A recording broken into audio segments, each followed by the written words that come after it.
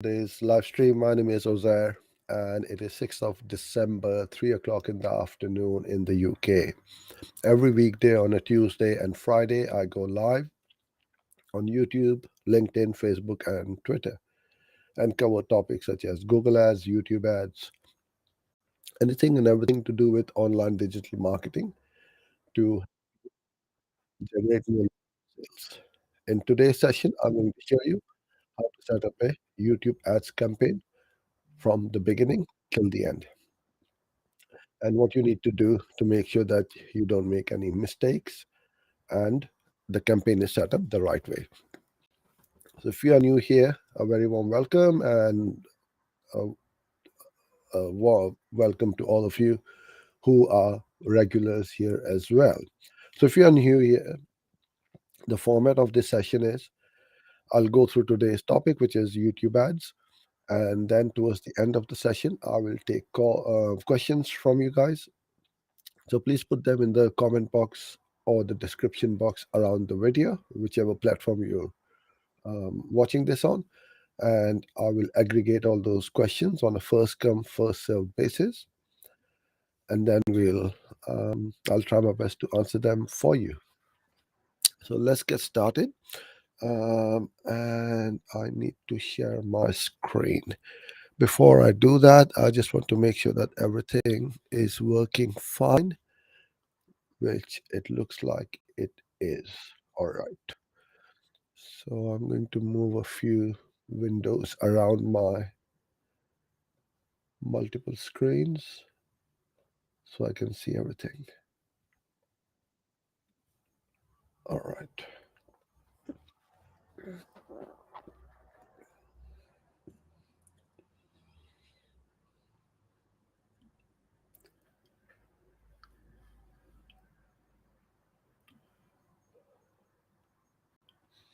Okay, so you should be able to see my screen, and I'm in my testing one of my test accounts in Google Ads. What you need to do is to go to the blue plus button to create a new campaign and click on new campaign. Then you get these choice of 8 different campaign objectives. So for me, it is for lead generation. So let's go with this. And then it will give you and show you that you need to set up your conversion goals. This is extremely important because with AI and the algorithm, it is critical that you set up your conversions goals and the conversions, because without this, your campaigns will not work and Google will not know what you are looking for. So I'm going to continue. So now here's what you want to do to make your campaign just for video, which is the video one. So it says here reach and engage viewers on YouTube and across the web. This is where a lot of people get confused that this is only for top of the funnel or a campaign for branding exercise. Not at all. We use YouTube ads to generate direct sales and to generate leads. So I feel that this is kind of like a little bit misleading.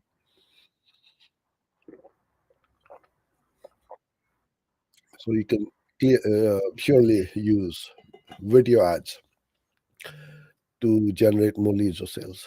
So I'll select that, and we come to this screen. Now on the left hand side, Google has simplified the campaign setup. Before it used to be just one long list of things to do or the fields to fill in. Now they have made them simpler. So campaign name, bid strategy, budgets, networks, locations, and so on. So it's a lot more easier to set up, in my humble opinion. Okay, so now the campaign name. You can put in whatever you want. I'm just going to leave it the way it is, as this is a test campaign. Bid strategy. For video campaigns, I would highly recommend that you start with maximize conversions. and don't put any target CPA or target ROAS on it, because all we need to do is to get conversions at any cost, and we are going to then optimize the campaigns later on to our target ROAS or target CPA. Use maximize conversions from day one. Set up your daily budget. I'm just going to put in £1. This is a test account. Start or end date if you want to uh, set up a campaign on a particular date and then end on a particular date. This is quite useful if you're on holiday and you don't want the campaigns to run after a particular time, let's say after Christmas Day or Boxing Day. You don't want your campaigns to run because your offices are closed on the 27th. Then you put in the end date and the campaign will stop automatically.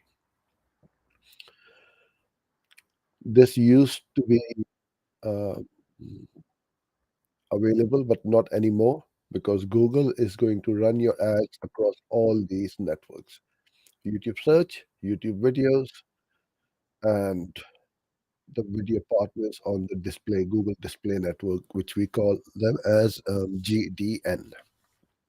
So there's no options available anymore to include or exclude any one of these anymore. Set your locations by country, or you can go into the advanced section. You can go by radius if I want. Excuse me, I've got a sore throat, so I will need to be drinking water every now and then. Let's say if I want to run my ads within 20 miles of my um, location, or let's say London. Oops. We'll just select that, and you'll see the circle as to where the ads are going to run.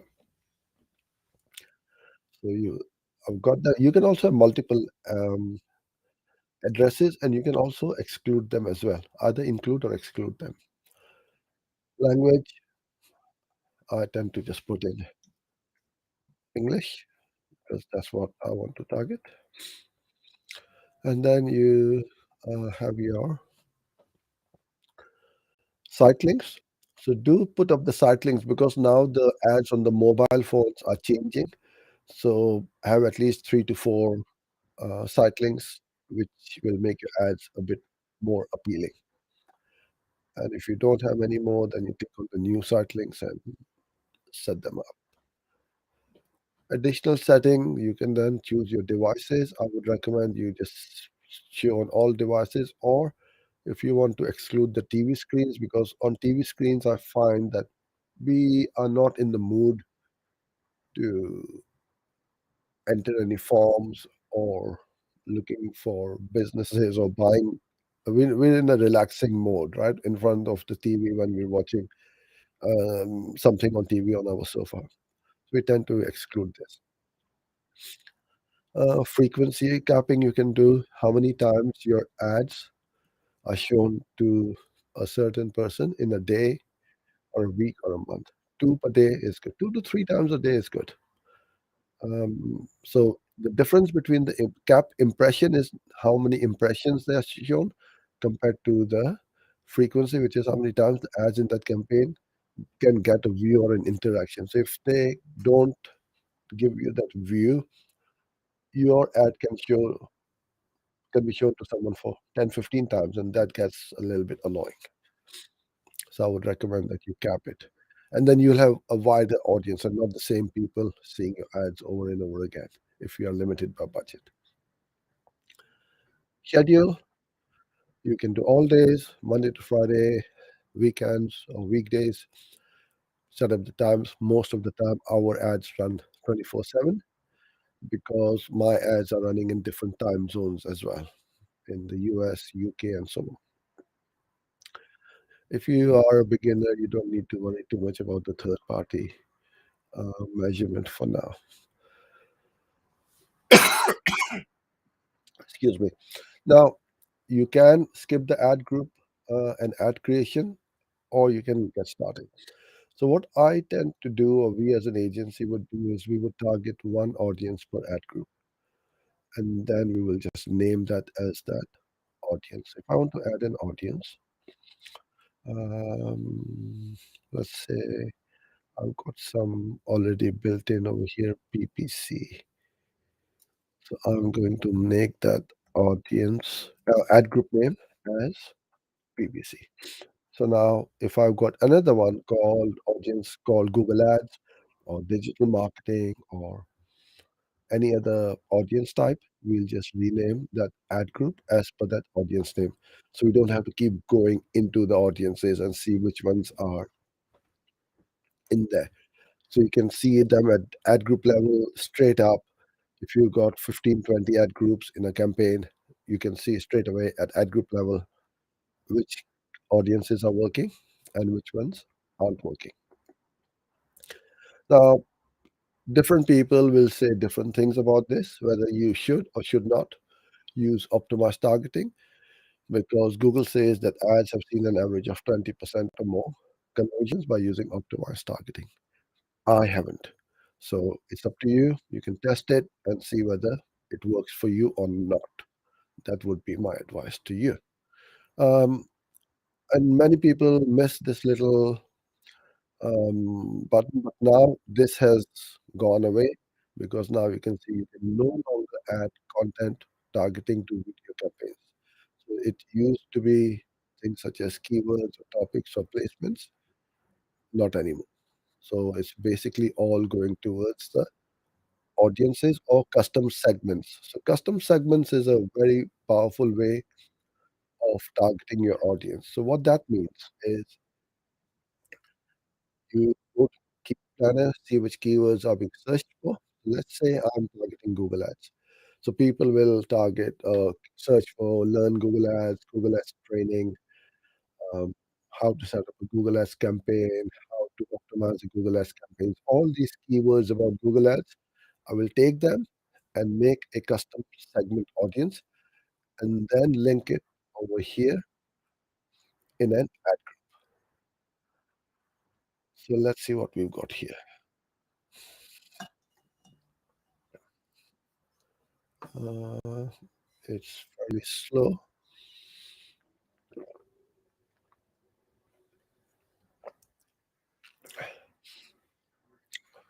So we've got here a custom segment audience, but you've also got interest and detailed demographics. So over here, this in-market audience are really good. See Google advertising, Google AdSense, pay-per-click. So each one would be a separate ad group. CPC advertising. These are all in-market audiences, and these are very powerful audiences where people are in the market.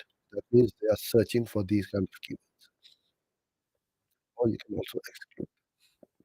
If you want to exclude certain age group, then you can as well. So I'm gonna cancel this.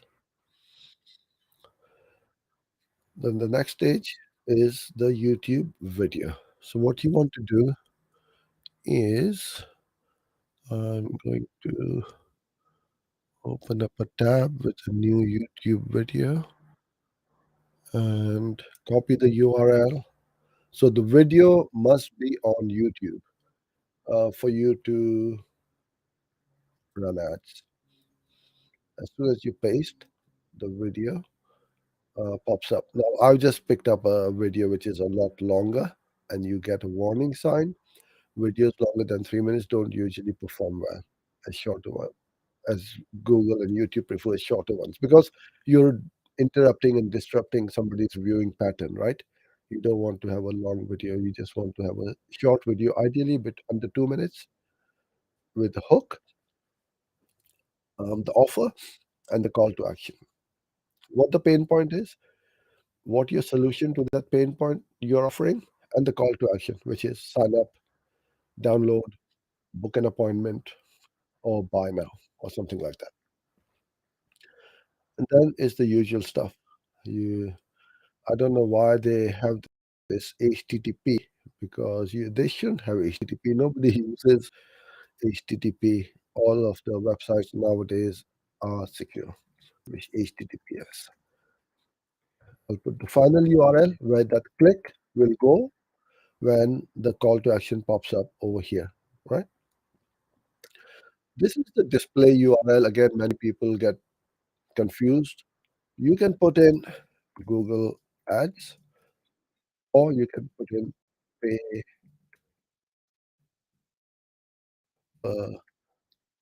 or something like that. It doesn't need to be a live URL. This is just to show, as it says here, display URL, just for displaying purposes. That's all. Call to action. You have a nice list which Google has provided. Learn more is mostly what we use. Um, Now, when you're writing ads, you need to be very careful when you come to using trademarks in your copy. So, for example, learn Google Ads. Okay. Or try Google Ads or something like that.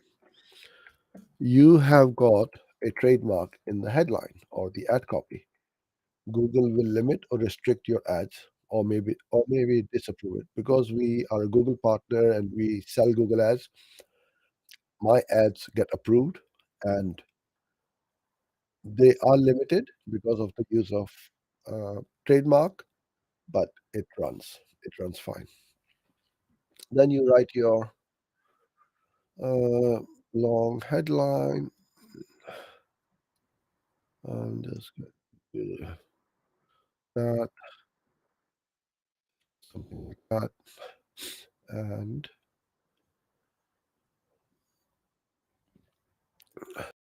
again, the template or the advanced option, you don't need to worry about it unless you're using tracking template. This is really important, companion banner, because don't be lazy and you upload. Otherwise, Google is going to make a really random banner. So the way this works is if I show you. So when you have your ad show up like this, which is the skip ad, on the right hand side you will see that's the banner, the companion banner, 300 pixels wide by 60 pixels in height. You have this real estate, so you must utilize it to your advantage. Because if I were to, or somebody skips this ad after 5 seconds, this banner usually stays on for a lot longer. So you have got free advertising and branding for yourself. So please make an effort. It says here 300 by 60 pixels. Or if you select an image, I don't have anything over here in this account at the moment. And then you name the ad whatever you want and you create the campaign. I'll just go auto generate for now, otherwise it won't let me save it. And then you continue, and there you go. My campaign um, is set up. That's how easy it is, and keep things very simple. Don't overcomplicate it. So the key to setting up a really good campaign is, first of all, make individual ad groups for each audience targeting, and then have multiple ads in each ad group. Don't just have one, otherwise you won't be able to target. And then as the data comes in, we stop the ads which are not working or are expensive, and let the ones which are profitable and performing better. Okay, so I am going to go to the comments and questions now. If you have any, please put them in now, because I have a delay of about 30 seconds and I may not um, see your questions. Excuse me. Okay, hi Amit, and I've got Amjad Khan as well. All right, lovely. Um, I always see keywords are showing error of limited reach or low quality score on my call only ad. And initial stage keywords perform good, but after some time they stop showing in front of people. Should I pause these keywords? Okay. So they start off well and then they die off. It could be that you have put in some negative keywords which is or are stopping the impressions on those keywords. So I would check those first of all. Are there any negative keywords which are blocking my good keywords? And secondly, your bids are not high enough. That means other competitors have joined the auction and your ads are not running as much as they ought to. So you need to increase your bids. Look at your budget as well compared to your cost per click. So if your cost per click is, let's say, $5 and your daily budget is $5, then you're only going to get one click. You're not going to get more. So that's why you might find and feel that, oh, my ads are not running. So they are running, but you are limited by budget. So you will see in red in front of your campaign that um, you are limited by budget. If that is the case, you will need to increase your budget as well. Okay, so I think it is fairly quiet today. Um, most people probably don't know today we are going live because I'll come back after 10 days. I was in Doha. So yeah, we'll get it going. So till next time, we will on Friday we'll catch up and see what we've got. Okay, I've got Nigel as well, which who has sent us a question. I can see huge difference in the data of app installs in Singular and Google Ads from UA campaign. Is this the attribution settings issue? Okay, app installs, you need to make sure that everything is set up the right way in Firebase, especially if you're running on iOS. So that could be the issue if you are experiencing the same problem with Facebook ads because Apple and Facebook don't play nicely anymore. So just make sure that you have got everything set up correctly in Firebase. Cool. So I think we'll call it a day today. We'll catch up on Friday in a few days' time. Till then, have a great week, and I look forward to seeing you then. Bye for now.